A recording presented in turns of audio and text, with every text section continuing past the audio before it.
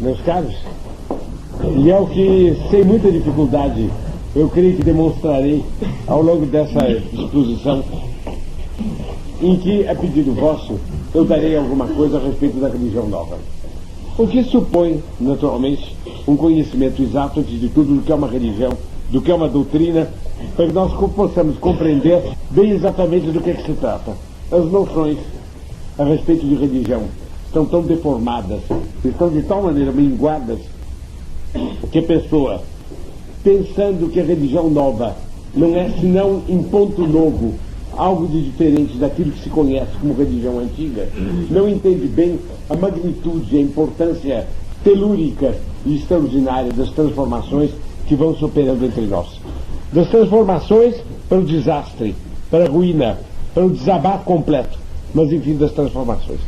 Assim, me parece que nós agiríamos acertadamente se nós começássemos a pôr claras algumas noções e depois, reunindo essas noções, nós já dermos uma ideia geral. E para pôr claras todas essas noções, nós deveríamos fazer uma primeira observação tirada da experiência cotidiana, e que é a seguinte: o senhor tomem a história de um menino, não entendido nenhum menino que está aqui, ou ao menos como essa história teria sido se os meninos ou os ex-meninos que estão aqui tivessem sido todos contra-revolucionários desde o começo.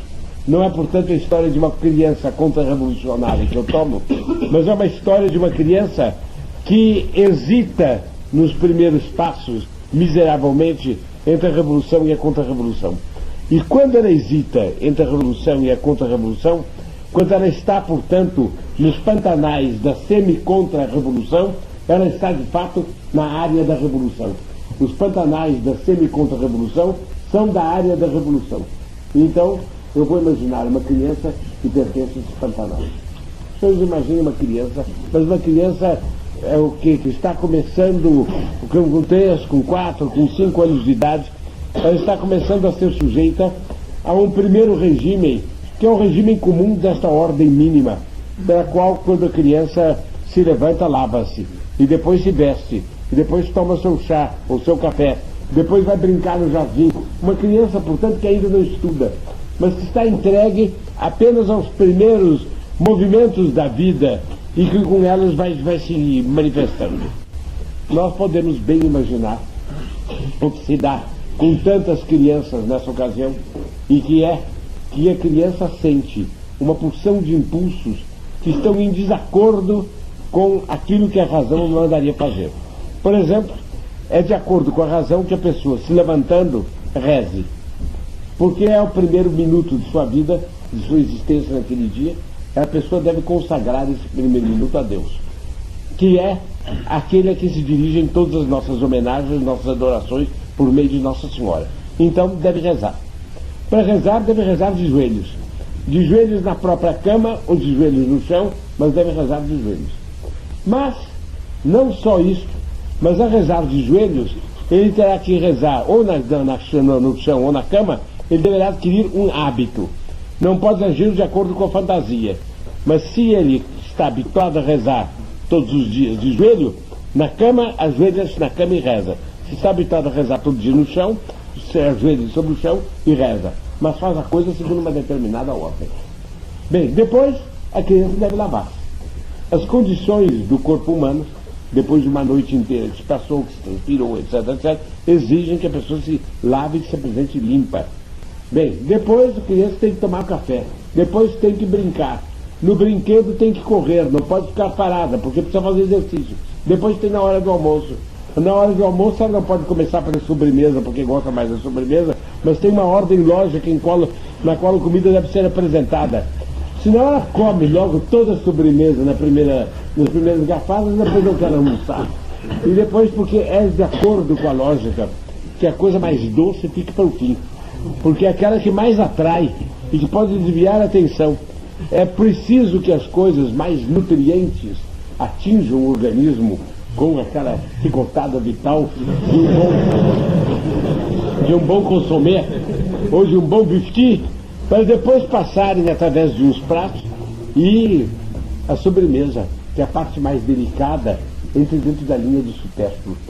O supérfluo, do qual dizia um péssimo autor com ótimo espírito.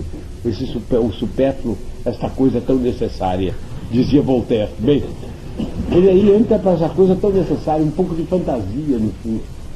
A sobremesa é um elemento de fantasia no almoço. Bem, acaba a fantasia, precisa fazer cesta. E eu descrevo assim com os senhores apenas uma parte do dia da criança. Eu poderia percorrer o dia inteiro da criança e chegar à noite, em que a criança perdeu toda e qualquer distância psíquica, está engolfadíssima no que se passa em torno dela e não quer dormir. E então toma atitude péssima que tomam muitas crianças, quando não aguentam mais, dormem sentadas no lugar onde estão passando as coisas, quase não querem se dissociar. Então são enormes sonos durante os quais a criança ouve um resto de prosa, ouve um resto de conversa, etc., até que é levada para a cama mais morta de sono do que cansada, e de manhã não quer levantar. E assim a vida vai rolando. Eu conheci o caso muito pitoresco, quão significativo, de uma menina, no tempo que minha sobrinha era pequena, que foi a uma peça de minhoca, de marionetes, em casa de minha irmã. Eram crianças convidadas por minha sobrinha. De repente vem alguém e chama uma dessas meninas para ir embora, porque o pai dela estava lá e ia levar para jantar. A menina levanta e diz: olha, pode parar, diz para a menina, porque agora eu vou embora. Vocês estão vendo bem o que tem na cabeça, né? Se eu vou embora, eu prefiro que acabe. Mas eu não quero que as outras crianças fiquem aqui divertindo e eu vá embora. Então para isso, porque isso é um movimento de 1000 crianças. Para o mundo de onde eu saio, porque no contrário eu quero ficar dentro. Bem, desordens de todo tipo indicam um desencontro entre os impulsos, mas há uma quantidade de impulsos que o homem tem e a ordem que a vida deve ter, e um combate entre o impulso e a ordem.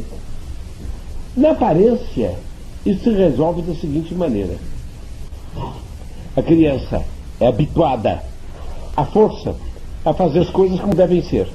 Ela compreende que não adianta resistir porque obrigam. Então de manhã, por exemplo, a criança queria ir sair correndo para o jardim. Não, tem que rezar. Não está com vontade de rezar, o pai, ou a mãe, ou a governante obriga. Tem que rezar. Agora reze, repita a oração, põe as mãos, olhe para o crucifixo, olhe para a imagem da Senhora, agora desça da cama. Bem, assim vai quebrando as fantasias da criança, e a criança, à força de obedecer uma série de regras, acaba transformando essas regras num hábito. De maneira que 90% dessas regras, se ela tiver que deixar, acabam sendo regras que para ela é violento deixar. Foi violento aceitar, é violento deixar. 10% dessas regras ela gostaria de deixar. Não deixa porque não pode. 90% ela acaba se habituando. Mas mesmo essas que ela gostaria de deixar, a força de ser comprimida, a criança entende que não tem remédio. E de um modo ou do outro toca a vida. Então, dizia, o problema dos impulsos está resolvido. Os impulsos da criança foram governados e tudo está em ordem. E a criança daqui para diante toca. É o grande erro. Porque quando a criança vai se tornando um pouquinho mais madura, não é dizer que esses impulsos ficam corrigidos pela educação. Em parte, naquela esfera ficam. Mas os maus impulsos fazem como cobras, que, espantadas com o maltrato que recebem no porão da casa, sobem pelas escadas e vão para onde da terra. Assim também a educação da criança pode ser comparada com o porão da vida, quando a vida ainda está nos seus alicerces. Vem depois a normalidade. E a criança, então, vai para o colégio. Ali, todos os impulsos se repetem, só que com outros temas. Com temas menos infantis, mas são a mesma coisa. Eu não sei se os senhores sentiram, como eu, essa sensação curiosa no colégio. Eu a tinha muito, a sensação de liberdade. Porque em casa era ali. Depois a casa é pequena. A mãe, a Fräulein, está olhando. E a gente tem que fazer o que elas mandam. No colégio abre-se toda uma outra vida. E a outra vida se abre em 3 campos. O relacionamento com os colegas na aula, o relacionamento com os colegas no recreio, muito mais importante do que na aula, o relacionamento com os professores. Sem falar na conduta pessoal na rua, quando vai e vem pelo colégio. Isso, nada disso a família está fazendo.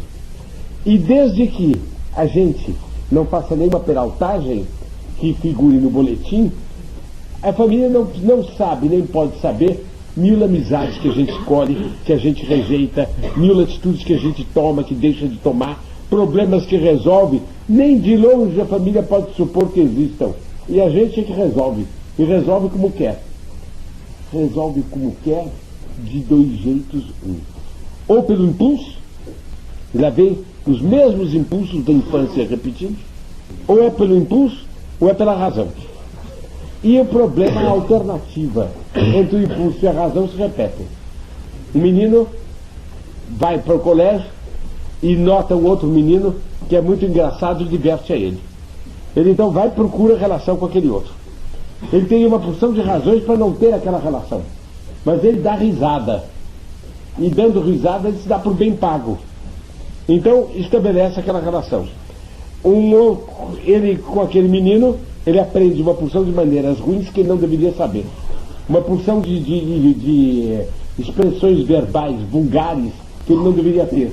Ele aprende até modos de ser que não são aqueles a que ele foi habituado nascendo. Ele esconde em casa para poder se dar com o menino engraçado, para entrar para a roda dos engraçados, para se divertir. E então ele subconscientemente escolhe um rumo. Divertir é a vida.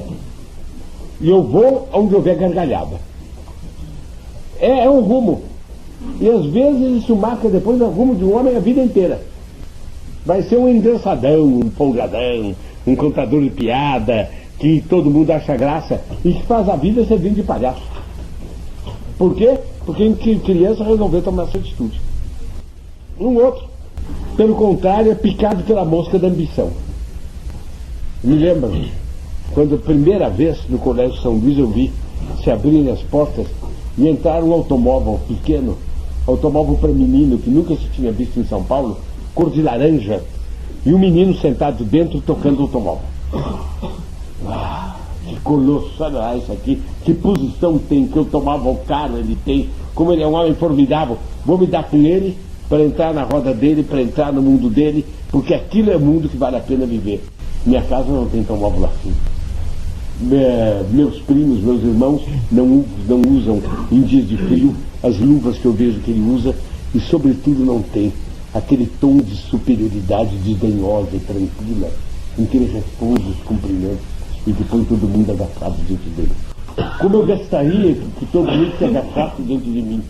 Eu vou me agachar diante daquele para acabar trepando nos ombros dele, para depois mandar nos outros também. É uma forma de cortesania, pelo qual um outro toma um estilo de carreira que vai pela vida dele. Um outro, eu conheci um assim, descende de família hábil em discutir. E todo mundo sabia, eu não quero dizer quem são, que os avós, bisavós, os trisavós dele tinham discutido celebremente pelo Brasil lá fora. Então esse andava pelo recreio procurando discussão. Parava numa roda e ouvia o outro dizer qualquer coisa. Ele dizia: você acha isso? Eu não acho. Não era qualquer coisa, era para poder discutir. E dava lá o argumento: tal coisa, porque tem tal coisa, etc. E tem 3 razões, não sei o quê, babá. Os outros dizem: que calor. Eu também acho bonito ser um discutidor. Ser inteligente, propriamente primeiro da classe, não é bonito. Mas ser um discutidor, o primeiro do recreio, não o mais inteligente da sala da aula, mas o mais inteligente do recreio, olha lá que beleza. E o indivíduo resolve então tomar aquele rumo. Bem, são rumos na vida em que o menino é inteiramente livre, escolhe como quer, levado pelos impulsos. E é o mesmo jogo de impulsos que foi combatido em pequeno que ressurge em grande. Um vai ser preguiçoso, forma, por exemplo, a ideia mega de ser um discutidor, mas não presta atenção em nenhum tema, baba o tempo inteiro, passa as tardes inteiras passeando, o resultado não tem nada na cabeça para discutir. Fracassa, dá um discutidor miserável. Ele aprende meia dúzia de argumentinhos e tem sempre um implacável que diz: olha, você está dizendo agora Eu vi fulano dizer outro dia, você está copiando, você não passa de um burro. Não sei no tempo dos senhores como era a cortesia, mas no meu tempo de menino, a cortesia era essa. Você não passa de um burro. Bom, resultado da agressão. E espalha pelo colégio que fulano foi agredido agrediu porque foi chamado de burro. Então todo mundo acha que ele é burro. Diga o carapuça de burro na cabeça dele. Ele tem problema como descalçar carapuça de burro na cabeça. É toda uma questão. A mesma fantasia, os mesmos caprichos, as mesmas desordens levam o menino a escolher um rumo na vida e depois a seguir, o mais das vezes de modo errado, o rumo que ele queria seguir. De onde fracassos, mudanças de rumo, decepções, ambições, mil coisas que o menino não diz em casa. Em casa pergunta, como vai de colégio? Bem. Às vezes uma cratera, uma vaia geral na saída do colégio. Bem. Outras vezes, pelo contrário, a família diz, bem, é seu aniversário, nossa sala de jantar é grande, eu espero que você encha de colegas. Ele brigou com todo mundo e não tem quem convidar. Ou é um tímido de primeira ordem e não ousa convidar ninguém porque ele acha que ninguém quer ir à casa dele. No dia do aniversário aparecem 3 e a mãe fez um lanche para 30. Como é o negócio então? Então é aniversário e tormento. Mas por que ele cedeu diante da timidez? Ele se deu um impulso. Era encolhido. Tem pavor que digam qualquer coisa dele. Então fica quieto e vai correndo para os cantos.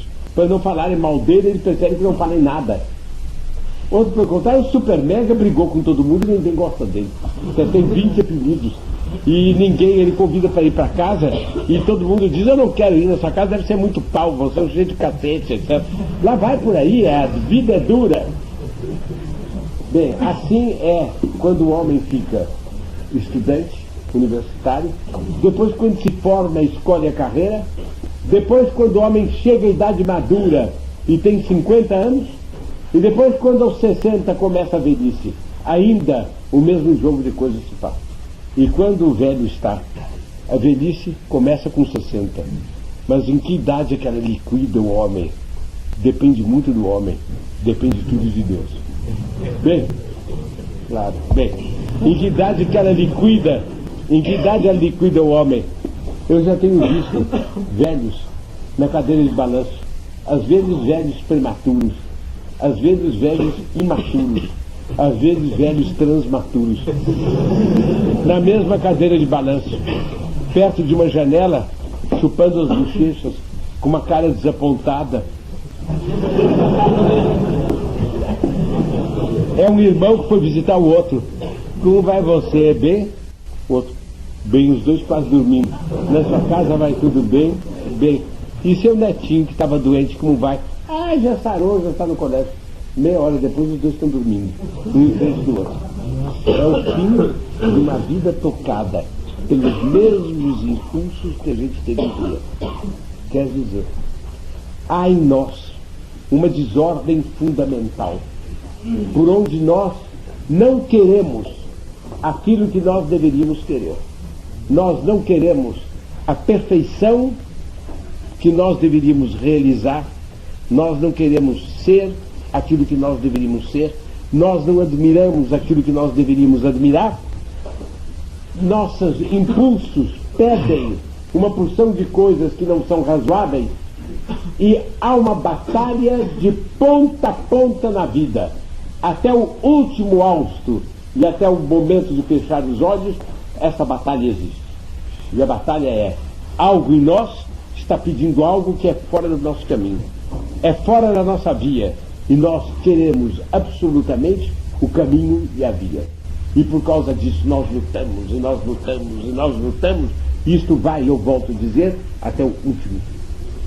De tal maneira, os antigos católicos tinham noção disso, que dos eremitas no deserto, especialmente de um tipo de eremitas que havia nas montanhas nevadas da Suíça, eram aliás cenobitas, tinham formado um cenóbio.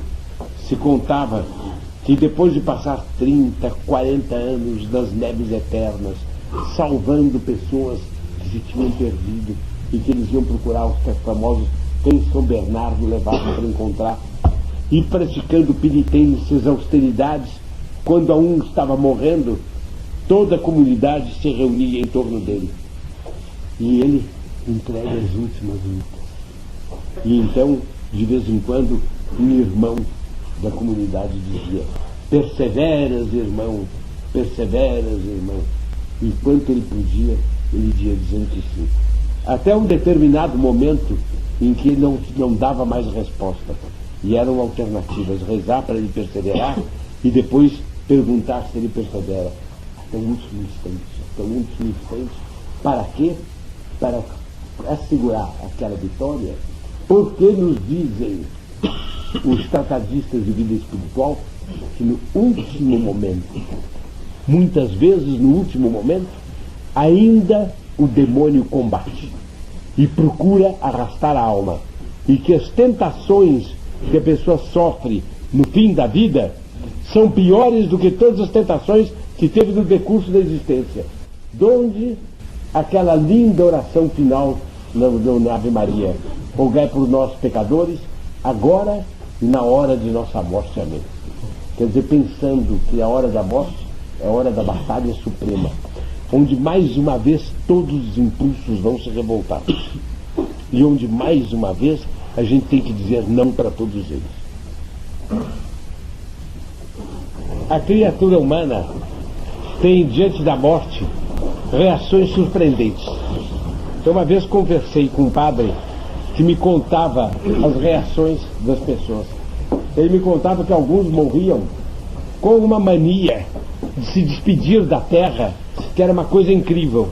Então isso se realizava da seguinte maneira: o homem, para morrer, no caso concreto, era um ricaço, e então ele dizia, ele sabia que ele tinha pouco tempo: eu agora quero me despedir de fulano. Então a família toda se põe em movimento, telefonemas, mandava chamar fulano, fulano entrava no quarto dele e dizia até logo para fulano. Ele ia morrer daqui a pouco. Às vezes eram parentes longe, que há anos ele não via, eram companheiros de criança que na vida inteira ele não tinha procurado. Ele tinha mania de se despedir.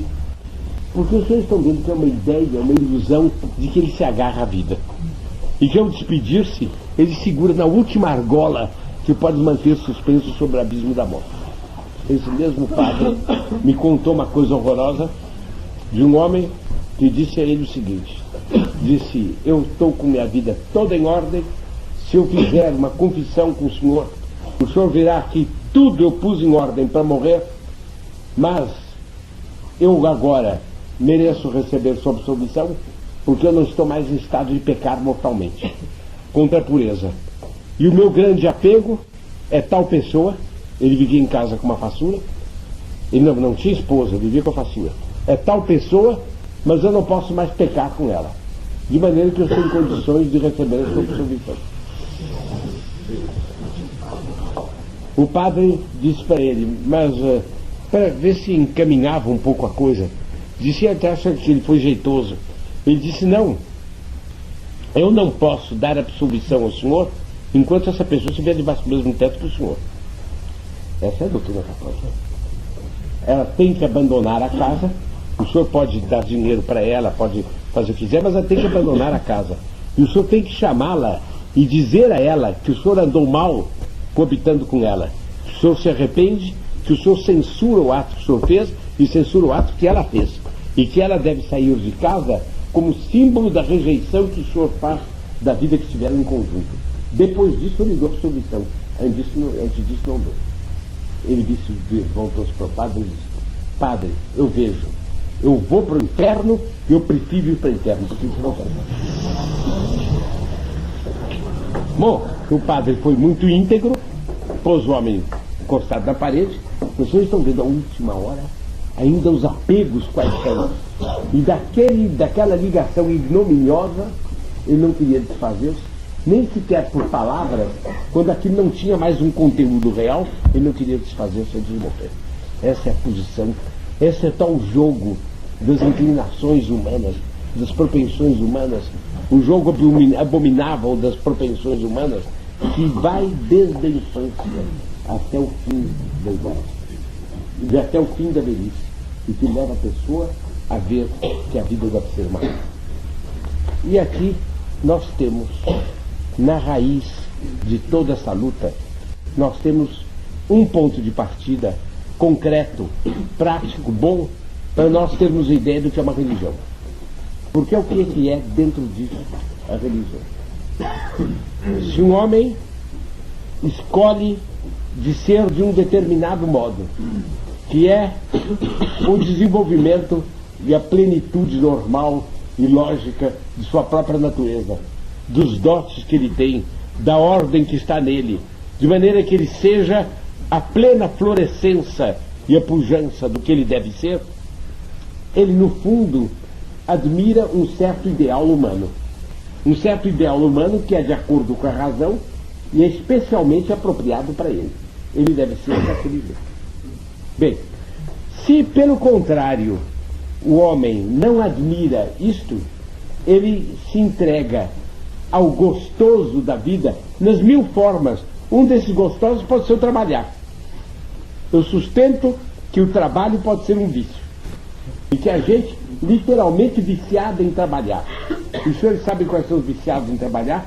Os que não sabem o prazer do descanso. Está acabado. Bem, então, eu digo que quando uma pessoa abandona este ideal que ela poderia formar normalmente de si mesma e sai pelos descaminhos do gostoso, ela comete uma ação péssima que pode levá-la ao inferno a qualquer momento de sua existência que ela morra, mas que a primeira toma uma atitude fundamentalmente religiosa, enquanto a segunda toma uma atitude fundamentalmente irreligiosa, não religiosa. Por que a primeira atitude é fundamentalmente religiosa?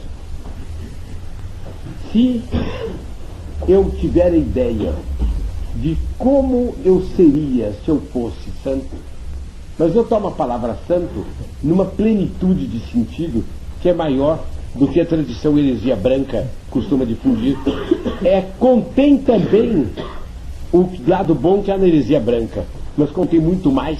É toda a apresentação do homem, é portanto toda a sua virtude, mas são suas maneiras, é seu modo de ser, é tudo, se os senhores quiserem, é até o timbre de sua voz. Tudo isso faz parte, é um elemento integrante, expressivo, manifestativo de sua santidade. Bem, se um homem segue esta linha, se ele sabe como ele deve ser e ele segue esta linha, então ele no fundo pratica um ato eminentemente religioso. Por que um ato religioso? Porque esse ideal que ele tem é uma semelhança de Deus.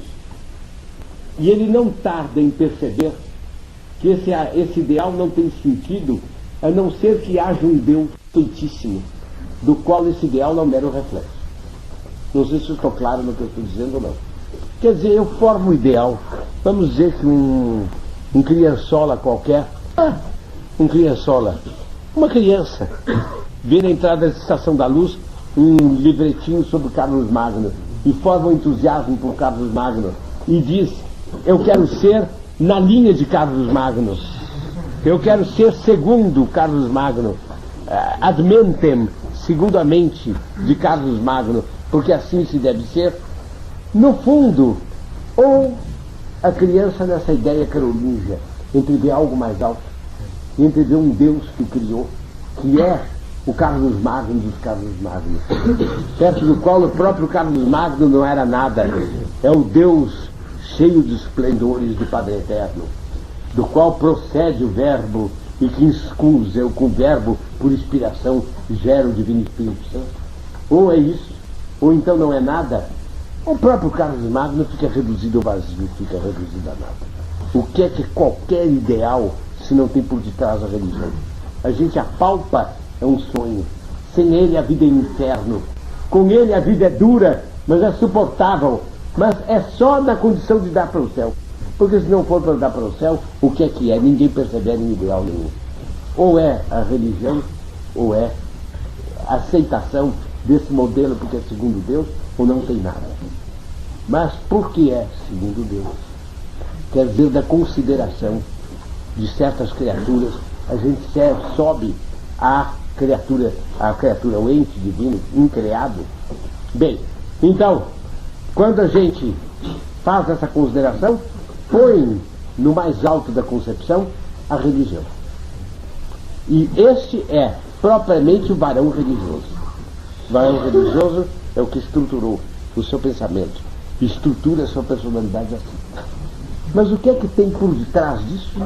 Os senhores estão vendo então que por detrás das normas de ordem que o varão religioso resolveu seguir, normas muito razoáveis, mas que ele não teria motivo nem força para seguir se não fosse o conceito de religião, de Deus.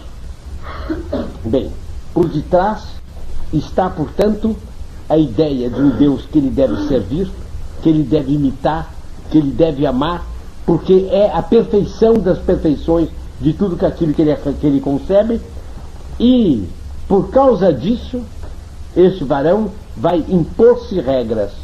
Ele teve uma admiração, dessa admiração nasceu uma religião que levou a sua admiração ao pináculo.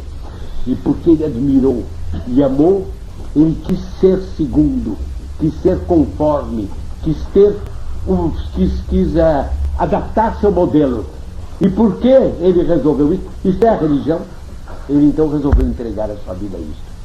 Trabalhar, lutar, batalhar dentro de si e fora de si a vida inteira, contanto que no fim ele possa dizer: meu Senhor e meu Deus, eu tive o desejo de ser assim, porque isto vós me destes a graça de admirar, vós me destes a graça de compreender, vós me destes a graça de preferir a qualquer outra coisa do mundo ser deste determinado jeito. E eu compreendi que valia a pena ser isso, não só porque era a minha perfeição da minha natureza, mas é porque, ó Deus, é reflexo de vossa natureza. Eu me apresento agora diante de vós, na hora do vosso julgamento adoravelmente implacável, adoravelmente intransigente. Eu vos adoro na atitude que vós tomardes quando vós olhardes não só para as minhas qualidades, mas para os meus defeitos. Adoro-vos na benignidade e na justiça com que me sorrireis, mas adoro-vos também na intransigência indignada com que vós julgareis as partes reprováveis de minha pessoa e me destinardes ao purgatório. Eu vos amo, ó chamas do purgatório, porque vão tirar de mim aquilo que eu não tirei, vão me purificar. Elas são a imagem da indignação de Deus, e me precipito por adoração nessa indignação intransigente, onde Deus é santíssimo e não é de outro modo, e tolera, afasta, e não tolera, quero dizer, afasta e queima aquilo que não é de acordo com ele. E assim, até na meia rejeição do purgatório, a alma entra adorando a Deus. Esse é o caminho do homem quando ele chega para Cristo. Não tem remédio. Não tem remédio. E se há uma coisa, meus caros, que eu desejo para os senhores, é que os senhores não desejem a vida inteira receber apenas provas de afeto. Os senhores não desejem a vida inteira receber apenas tratos que os atraiam, mas que os senhores sejam sôfregos da intransigência que os caracteriza, os reconhece, os caracteriza e os rejeita no que os senhores têm de rejeitável. Aí sim é que vós sereis inteiramente amados por aquela que é o canal de todo amor e que é Nossa Senhora. Pois se ela mesma, nós sabemos por revelações privadas dignas de fé, no momento em que ela perdeu o divino filho dela, ela procurava que culpa havia nela. De tal maneira ela tinha medo de ter algum defeito e queria ser pugnaz com esse defeito para expulsar de si. Como ela não vai gostar das almas pugnazes contra si mesmas e que querem expulsar de si todos os defeitos? Ah, como eu gosto da alma que eu vejo que aceita uma rejeição. Como eu gosto da alma que eu vejo que quando se examina a si própria, invoca contra si própria, como uma advogada implacável, todas as agravantes e procura não olhar para as atenuantes. E diz: este seu pecado, ou essa sua má ação, teve tal e tal agravante, mas espere um pouco porque eu vou procurar. E não para, a não ser quando percebe que o mea-culpa foi precedido de toda a lista, de toda a circunvolução dos agravantes. Agora, aí Sfagelo diz: miserere mei Deus, segundo magra misericórdia no mundo. Sed secundo multitudine miserationem tuarum, dele iniquitatem mea. Tende pena de mim, meu Deus, segundo a vossa grande misericórdia, e segundo a multidão de vossas compaixões, apagai a minha iniquidade. É muito bonito depois de a gente ter posto a iniquidade inteira diante da gente. Aí há um salmo que diz que peccatum meum ego cognosco et iniquitate meum contra me sempre. Eu conheço o meu pecado. Quer dizer, eu conheço a gravidade do meu pecado. E o que há de mal nele está em pé diante de mim dia e dia inteiro. É isso. Essas são as almas honestas. Pureza é também isto. E até principalmente isto. É ter diante de si o próprio pecado pronto. E dizer: eu rejeito, eu abomino. Os antigos egípcios, por algum resto eventual da religião primitiva, eles faziam o seguinte: quando um homem matava outro, eles amarravam o homicida ao cadáver, frente a frente, braço, pulso com pulso, tronco com tronco, horrível, pescoço com pescoço, horrível, pernas com pernas, de maneira que não pudesse desamarrar.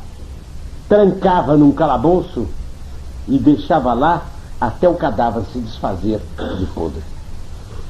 Depois chamava aquele que tinha morto e matava-o. O senhor me dirá: mas doutor Plínio, que terrível! Eu digo a verdade. Como é bom que o homicida perceba o mal que ele fez. Ele matou aquele homem, ele está vendo aos poucos a morte que ele pôs naquele corpo progredir. E o mau odor da morte que toca nele é o mau odor do pecado que ele cometeu. E quando ele caminha de um lado para outro na cela, levando a sua vítima, para ver se foge dela, ela está na presença dele, ele não consegue fugir. E na hora de dormir, se ele está de costas, ela é um fardo. E se ele, pelo contrário, se põe de bruços, ela é um colchão de nojo e de putrefação, dentro do qual ele deita e não sossega. Mas não é só ver o mal que ele fez, é ver o futuro que espera daqui a pouco. Aquele cadáver, como que lhe diz: eu fui do que tu és, tu serás o que eu sou. E o mau cheiro que eu exalo por tua culpa é o mau cheiro que você exalará dentro da sepultura. E daí para fora, então. Ora, o varão inteiramente penitente deveria fazer assim com o seu pecado. Ele deveria ter o pecado colado em si o tempo inteiro. Eu fiz, eu não deveria ter feito, eu tive tal agravante, eu fiz tal outra coisa. Meu Deus, dai-me graças para ver melhor e para rejeitar mais inteiramente. Na base de uma grande, de uma imensa admiração por aquilo que a gente deveria ser, por aquilo que a gente é chamado a ser, pelo Deus ao qual a gente deve imitar e ao qual se unirá por toda a eternidade, isso é possível. E na base de toda religião existe uma grande admiração, uma forma especial de admiração que se chama adoração. Adoração é isso. A gente adora sobre todas as coisas porque admira por cima de todas as outras. E esta é a atitude que a gente deve tomar. É nisso, é desta forma que nasce a religião. A religião traça regras. Evidentemente, ela traça regras. Essas regras são os degraus pelos quais nós vamos ao céu. E é uma religião que assim tem ordens, que assim tem proibições. A gente ama as ordens e ama as proibições. Porque as proibições são parapeitos que nos separam da infâmia. É proibido ser infame. E se não for proibido ser infame, todos nós somos infames. E é porque é proibido matar, é proibido roubar, é proibido pegar contra a castidade. Bem, tudo isso junto faz com que as proibições sejam os degraus pelos quais nós subamos ao céu. Então, a admiração inclusive da rejeição, inclusive da intransigência, inclusive da recusa. Esta admiração, seguida de um fiel cumprimento de todos os preceitos que nos proíbem o mal para nós sermos como deveríamos ser, isto configura uma religião. E a religião católica, apostólica, romana, o que é? É a religião revelada por Deus.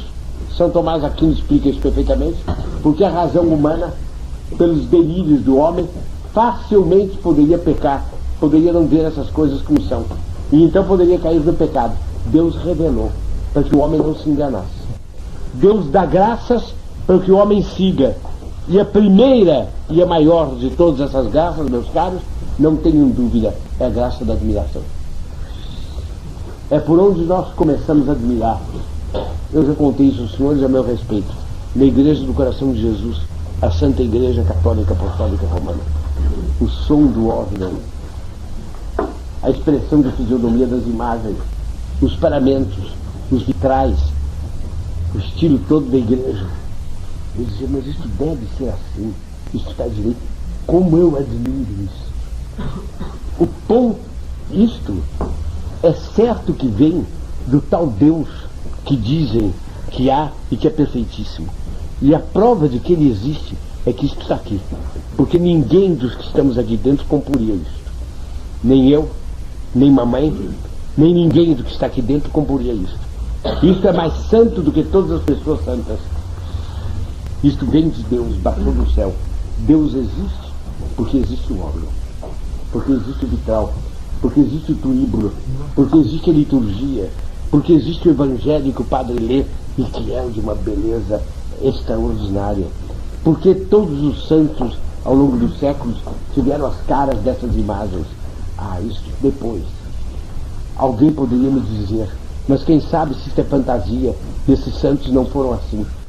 E eu diria, ou a loucura é o único refúgio no mundo, ou se estes não foram assim, deve ter havido outros que foram assim. Porque o mundo seria inteiramente torto e eu seria louco se não tivesse havido gente assim. E como tem que ter havido, houve. E como não há ninguém a quem se atribua essas caras a não ser esses tiveram essas caras. É um raciocínio de criança, mas de criança lógica. Se os senhores quiserem, de criança desconfiada. Mas desconfiada, mas quando deu sua confiança porque tinha razão. E dá inteiramente a 100%. Bem, isto é religião. Esta é a santa religião católica apostólica romana. Bem, esta religião é, portanto, cheia de proibições. E o símbolo dessas proibições é nosso Senhor Jesus Cristo cravado na cruz. É o símbolo da ideia de que o homem passa na vida por coisas desagradabilíssimas, por coisas péssimas, por momentos em que ele sofre tudo quanto naquela etapa lhe é dado sofrer, mas ele deve sofrer, porque depois ele encontrará uma felicidade enorme, ele realizará o seu ideal. O símbolo disso é nosso Senhor Jesus Cristo.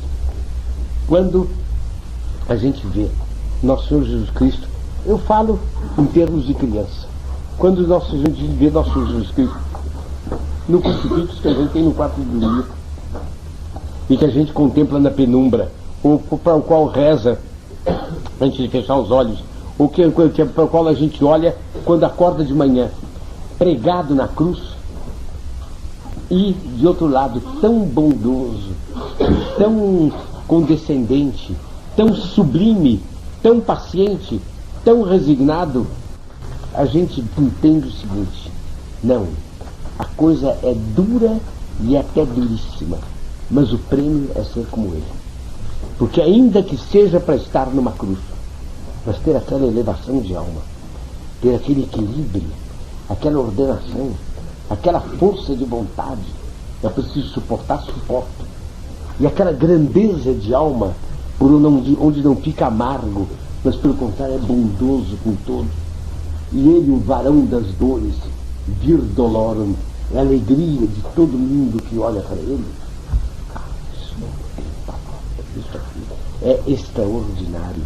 E ainda que eu tenha que carregar minha cruz na vida, eu estou disposto a carregar, aguentar toda espécie de proibição, como ele aguentou quando o Padre Eterno disse: meu Pai, se for possível, afaste-se de mim o vosso cálice, mas se não for, faça-se a vossa vontade, não a minha.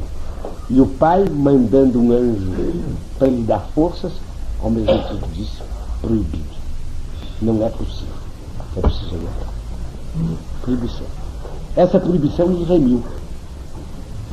Nós fomos redimidos por causa dessa proibição, desta adorável proibição, desse mistério, desse decreto misterioso, por onde Deus disse para Deus: eu estou proibido de dar tal coisa.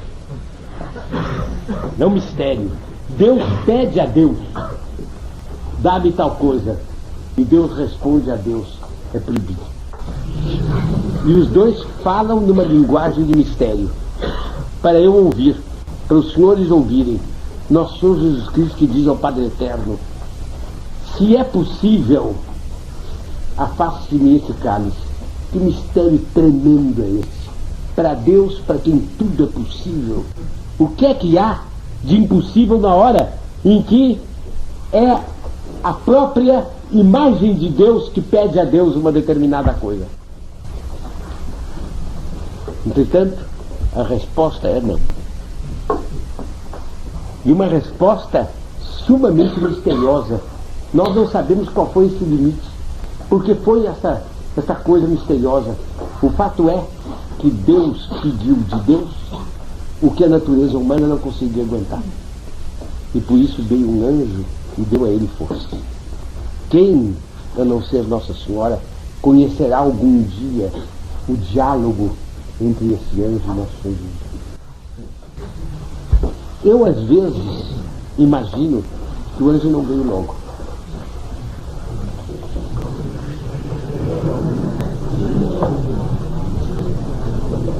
Eu, às vezes, imagino que o anjo não veio logo, mas que durou um tempinho, em que a natureza humana de Nosso Senhor Jesus Cristo estava na perplexidade. Como é? Nem ajuda virá. E talvez até o anjo tenha deixado passar o tempo razoável. E ele, com a cabeça encostada sobre uma pedra, suando sangue, à espera.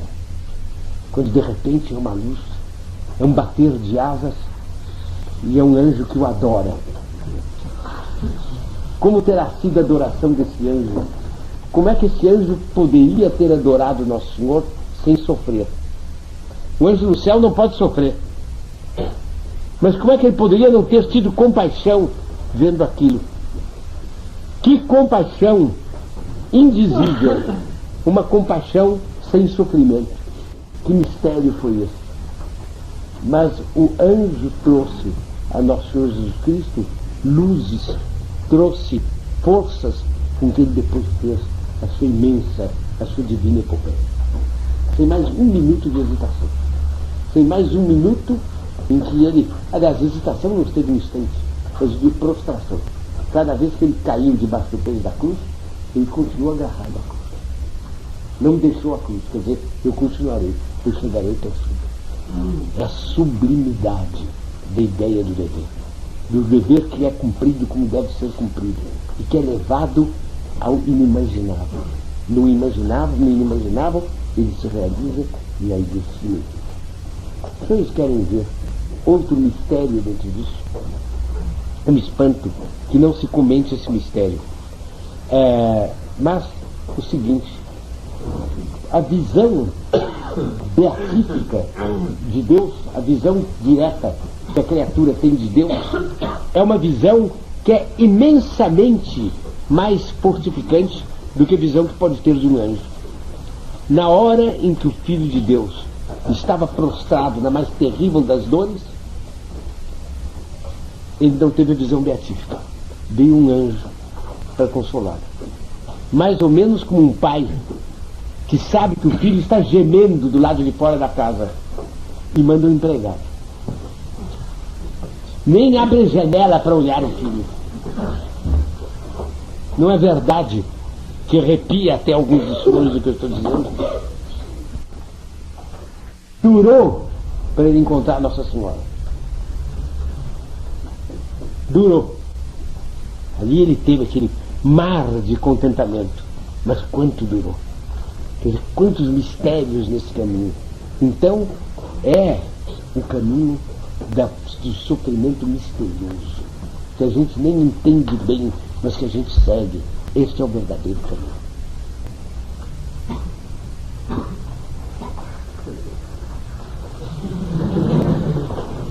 Os senhores não sei bem o que dizem ao que eu digo. Nem sei se sentem com toda clareza e nitidamente dentro de si o que eu estou afirmando. Uma coisa eu sei, porque vejo pelas fisionomias de todos.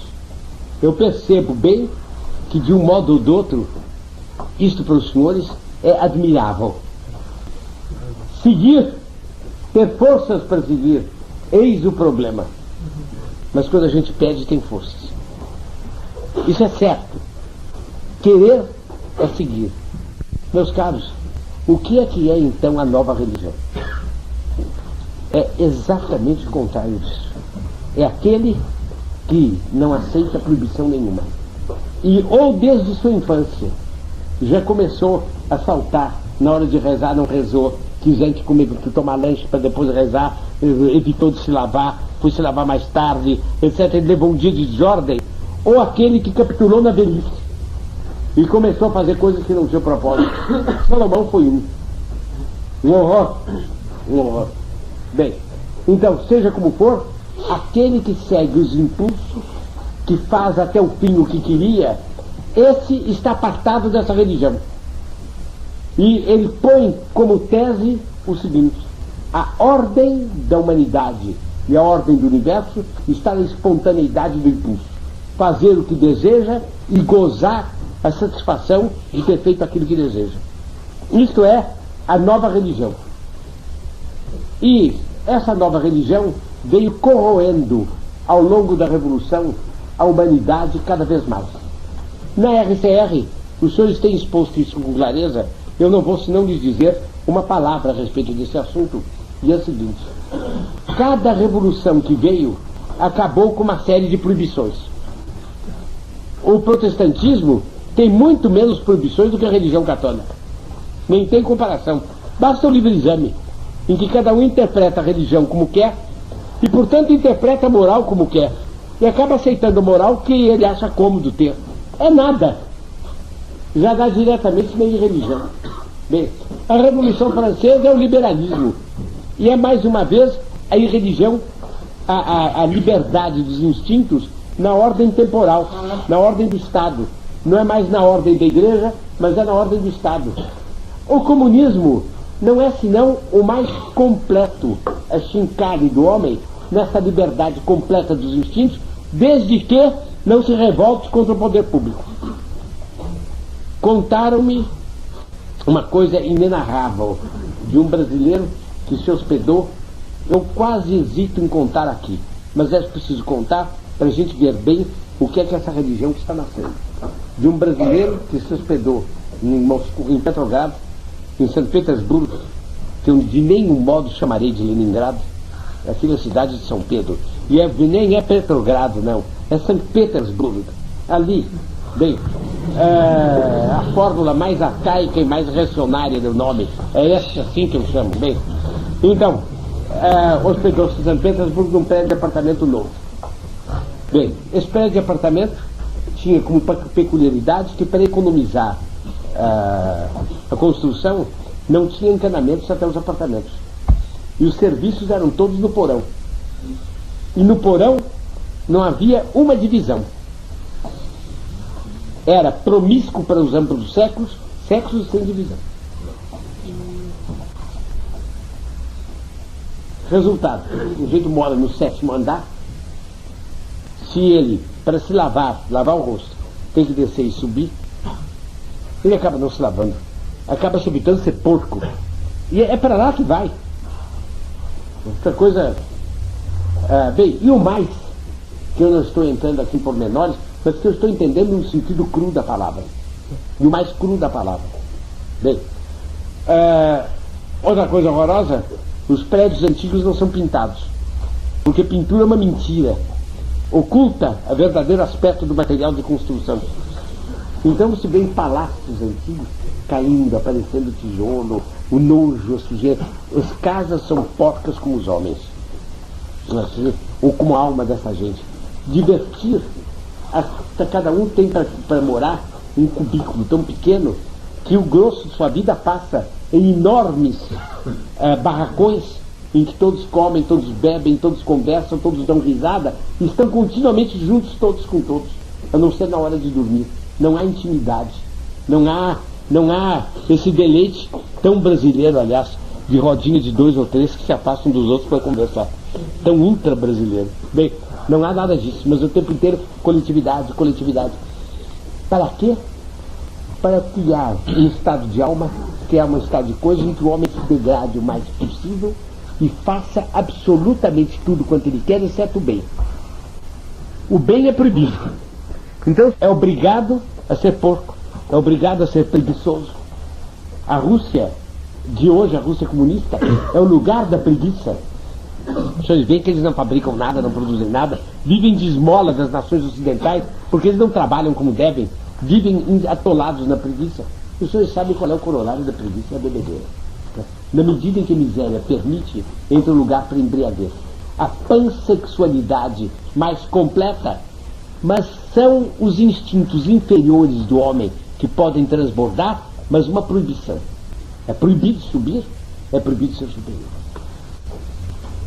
Daí os senhores chegam facilmente à interpretação do estado selvagem. O que é um índio? Há uma porção de peças de teatro a respeito de índios. Há o Guarani de Carlos Gomes entre nós. Há outras peças que apresentam o índio como naturalmente bom, como Dom Casaldalho que apresenta. Alguns dos senhores terão lido, talvez o Tribalismo, terão visto o que é que ele diz a respeito do índio, né? Muito bom, muito generoso, muito isso, aquilo outro. Bem, o índio é aquele que faz aquilo que lhe dá na veneta na hora. Aquilo ele faz. E ele não escolhe momento nem oportunidade, por exemplo, para satisfação das necessidades físicas mais vulgares. É como um bicho. Resolve fazer numa certa hora, faz, enquanto está conversando. Não tem regra para nada que o coíba em nada. Apenas aquele mínimozinho de regras, segundo as quais se mantém a vida sem regras. Quer dizer, a tribo fora da qual ele não conseguia viver. Isso é. Os senhores estão vendo que há aí outro ideal. Há uma outra forma de admiração. É admiração, a simpatia com o que é baixo. Não é a admiração que nós temos porque ninguém chega para o demônio e diz, eu te adoro. Ele daria mais degradante, se ele tivesse corpo, ele daria mais degradante cusparada em cima disso. Ele não quer ser adorado assim. Ele quer ser adorado de outra maneira. É alguém que olhe para ele no horror leproso da pessoa dele e diga, eu sou connatural contigo. E teu horror eu desejo para mim. Isso é que ele quer. Tu não me metes nojo porque eu gosto da sujeira, da imundice, da desordem, da porqueira. Ó porco, eu sou um contigo. Isso é que ele quer. É a adoração igualitária, é a admiração igualitária dessa consonância com o que há de pior. Isso que ele quer fazer. É até lá que ele quer levar. E é isto que os homens sentem quando eles caem na vida habitual de pecado e uns entram em combinação com os outros. Evidentemente, fazer com que nada se eleve, que tudo esteja no mais baixo nível, que tudo seja igual a tudo, quer dizer, o pior, ao mais desordenado, e em que de fato seja proibido proibir. É a expressão mais diabólica que se possa imaginar. Proibido proibir, como na Sorbonne. Era um dos discos da Sorbonne. É proibido proibir. Proibido proibir por quê? É proibido proibir o mal. Isso que quer dizer? Toda forma de capricho deve ser satisfeita. Luxúria, inveja, ira, todos os pecados capitais devem ser satisfeitos à vontade. Só é proibido o quê? Ter a virtude que é proibição disso. Quer dizer, o bem é proibido, o mal é permitido inteiramente. É proibido proibir, quer dizer isso. Não quer dizer outra coisa senão isso. É a religião nova que aparece fundada no quê? Qual é o fundo dessa religião? Com isso, nós terminamos essa exposição. Os senhores ficam com a vista global que me pediram. A questão é a seguinte: quando nós temos essa admiração que se eleva até os limites e transpõe os limites e chega aos mais altos píncaros da admiração, que é a adoração, nossa vida tem um sentido. Para eles, a vida não tem um sentido, porque ela não traz, eles vivem correndo atrás da felicidade e a vida não traz a felicidade.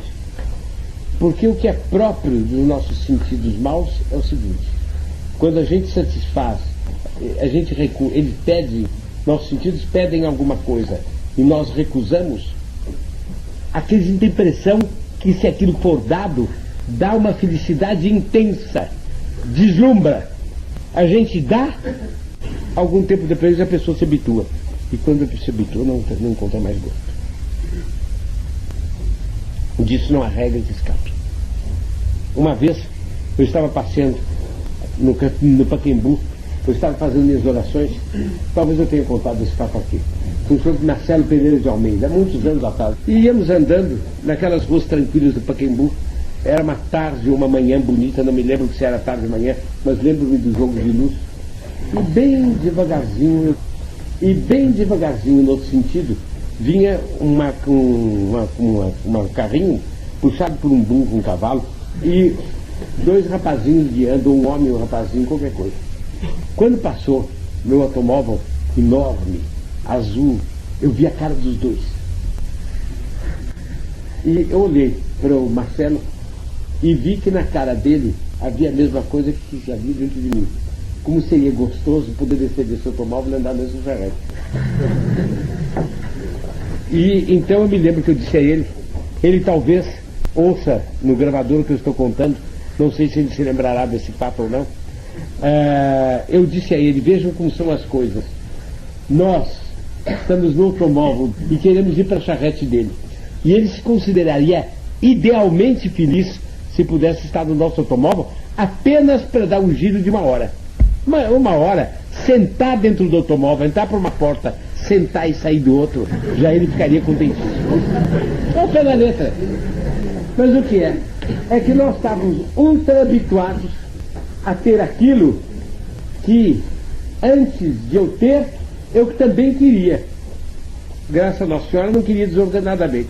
Mas o primeiro Mercedes em que eu pus os pés na minha vida foi de minha sobrinha. Ela uma vez passou em casa para me pegar, para ir em algum lugar, qualquer coisa, e eu não prestei atenção, nunca prestei atenção no automóvel. E entrei no automóvel dela, ela ficou à minha direita, a senhora, eu esquerda, e fomos conversando. Aliás, viemos por aqui. Fomos fazer uma coisa no caminho, depois ela veio trazer o que ele pegou no Vigonel, eu me lembro bem. Bem, de repente eu olho para dentro do automóvel e disse: mas que coisa cômoda, como isto gira de modo agradável. Olha assim, disse para ela: que é automóvel esse seu? Ela deu risada e disse: que é Mercedes, tio primo. É o melhor automóvel que é a Mercedes-Benz. Eu não sabia que fosse tão bom o Mercedes, mas é um automóvel bem agradável. E pensei comigo que qualquer outro senhor pensaria que não é agradável ter. Tá bem, esse automóvel a gente habitua de tal maneira que fica com saudades do carrinho plan, que vai correndo. Mas isto, meus caros, é a ilusão de todas as coisas na vida. A gente se habitua e quando habitua perde a graça. Quando a gente não tem, delírio de febre, de vontade de ter. Habitua, perde a graça. Quando está na idade de senhores, a pessoa tem uma resposta. É a seguinte: Dr. Plínio não sabe, mas tal coisa assim, eu não me habituaria nunca, me deliciaria a vida inteira. Entretanto, é mentira. Até os tóxicos são assim. O indivíduo toma os primeiros tóxicos porque é uma delícia. Mas depois ele continua a tomar, não é porque é uma delícia, mas é porque é horrível não tomar. Não é porque é uma delícia. E a vida do indivíduo que se entrega a esses instintos é absolutamente... Os senhores, os mais moços, e até aqueles que, segundo as regras da vida, ocupem, talvez, na distribuição dos deleites da sociedade de consumo, a parte menos generosa, qualquer um dos senhores é um nababo para alguém. Não sei se querem que eu explique melhor, mas vamos dizer, o mais modesto dos rapazes. Ele passa perto de um que é um mendigo, o mendigo olha e diz: olha esse rapaz, hein? Como ele está aprumado, como ele está todo vestido. Quando ele anda, o sapato dele não abre. Quando ele...